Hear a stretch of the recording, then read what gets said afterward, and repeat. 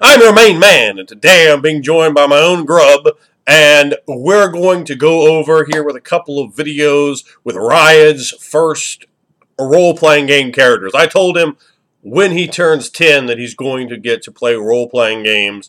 We're going to do a character creation video for Dungeons & Dragons here, the future for Within the Ring of Fire character creation, and for Werewolf the Apocalypse a little bit further down the line.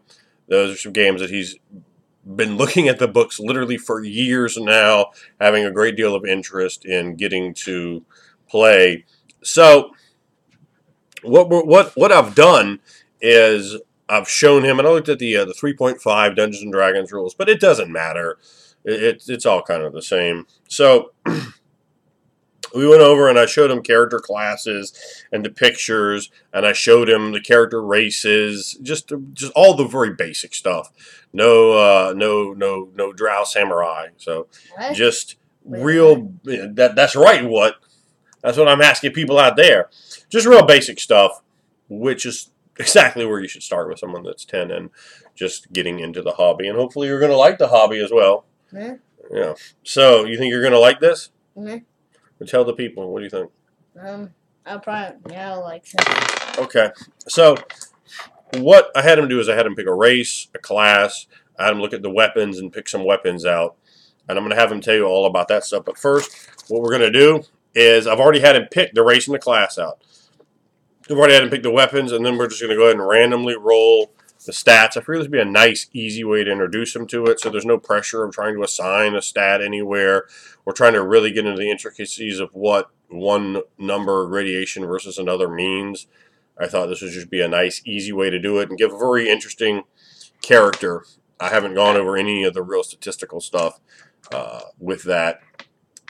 So go ahead and pick 4 of these dice out. The way we're going to do it, we're going to do 4d6, drop the lowest, and re-roll 1s, and then on the lowest stat, I'm going to let them re-roll that one, and we're going to have him and some other people in the family play. And go ahead and roll that. In fact, here, hold on, let me try to get this tilted in the way. Hold on, let me get that. There we go. All right, try to roll it like right here. Hopefully that didn't knock the camera. But try to roll, yeah, just roll for them right here. Don't roll them all crazy. Just nice simple roll. Okay, we have a 5, a 2, a 4, and so what we're going to do is we take this one and we throw it away, and you have a stat of 14, and we're going right down the line. And if you roll any 1s, you get to re-roll them. So for your strength, your score is 14. The highest a stat can be is 18, so 14 is pretty strong. Now go ahead and roll that. A 10 or an 11 is an average stat, so your character is well above average in strength, which is good because you're a ranger. Okay, and I don't know if that's a 1. Okay, this is a 1, so you go ahead and re-roll that one. So that's how we're doing it. And we're going to drop the lowest. Right now you have, whoa, well, he rolled a 6. So right now we have a 16 for dexterity. What's up? Try to roll them over here. 16 is very high. Remember, 18 is the highest. It can go from, with this method, it can go from 6, which is a pretty low stat, to 16.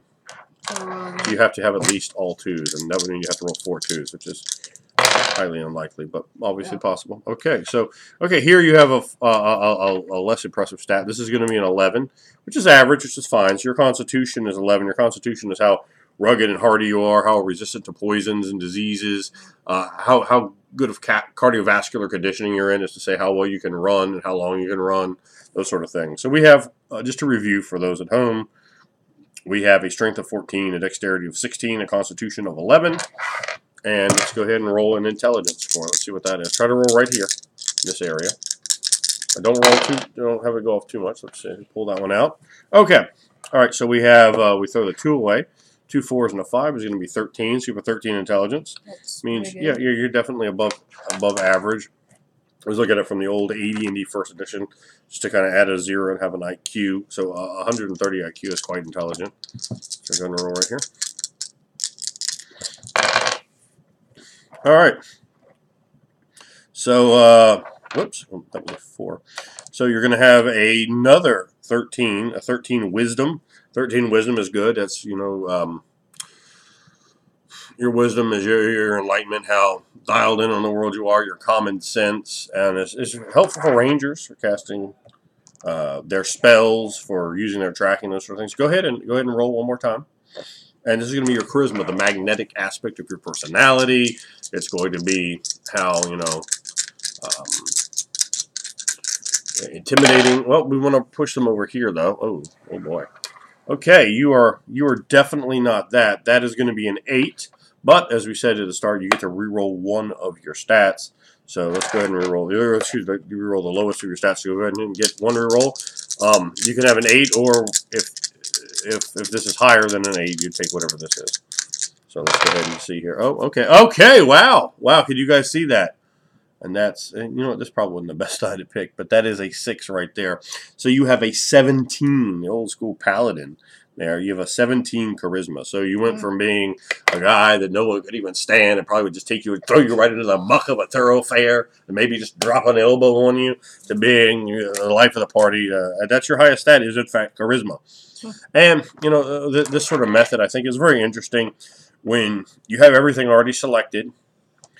And then you just take the stats as they come right down the line, can produce a very interesting character.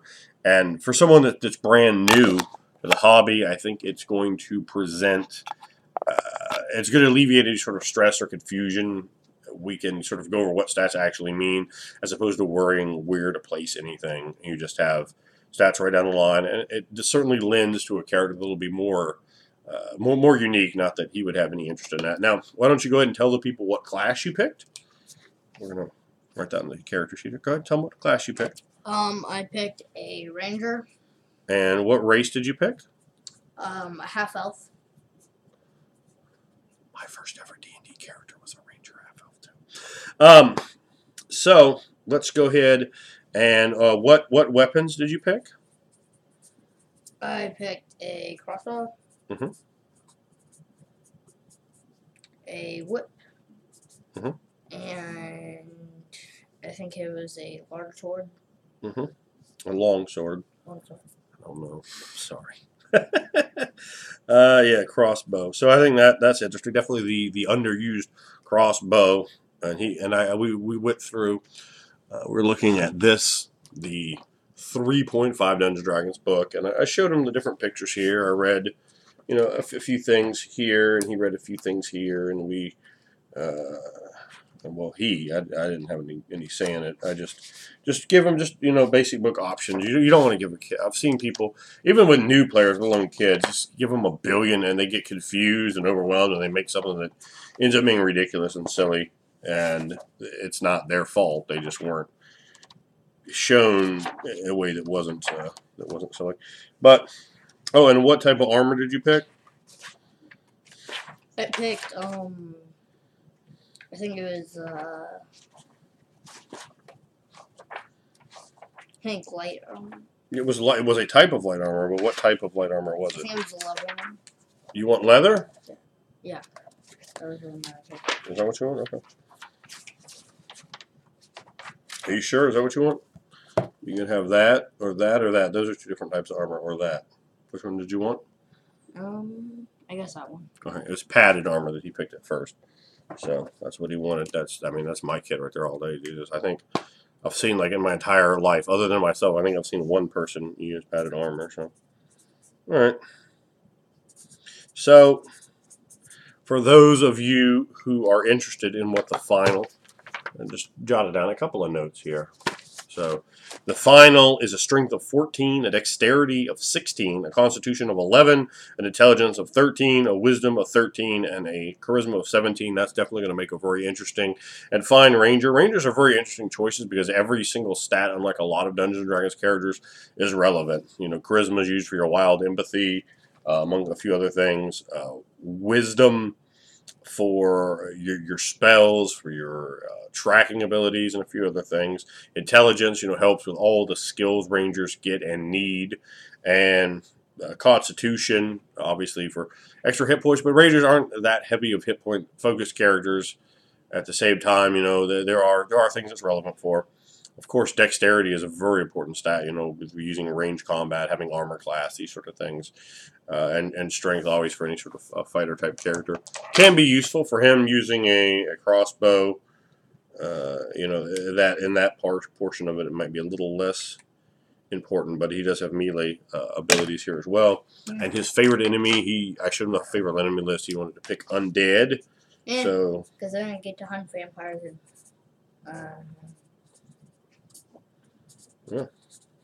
So you want to tell the people anything about why you picked to play a half-elf ranger, or why you picked padded armor, or a longsword, or a whip, a crossbow, favorite enemy undead? You want to talk to them about any of that stuff, Ryan?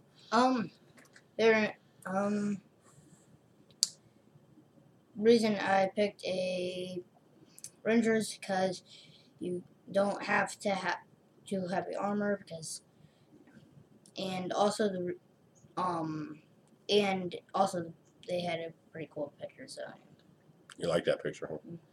also the reason I picked a half elf is because so the races can really look like capabilities I probably wanted. So yeah.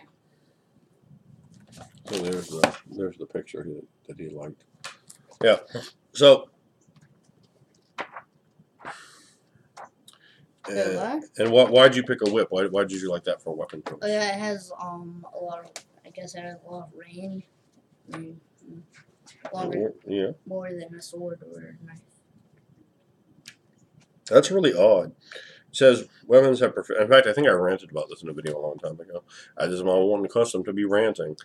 The character has all simple and martial weapons. They don't have whips because those are exotic weapons. But you think a ranger of all class would have a whip? Like that would totally make sense for a ranger. But I mean, we can always use you get a feat at first level, so we could just use that for a whip. That's fine. And you have proficiency on light armor and shield. For some reason, I thought they had medium armor too, but I guess not. But there you go. So that's part of what you get for the ranger package. Well, and we're starting with what's that?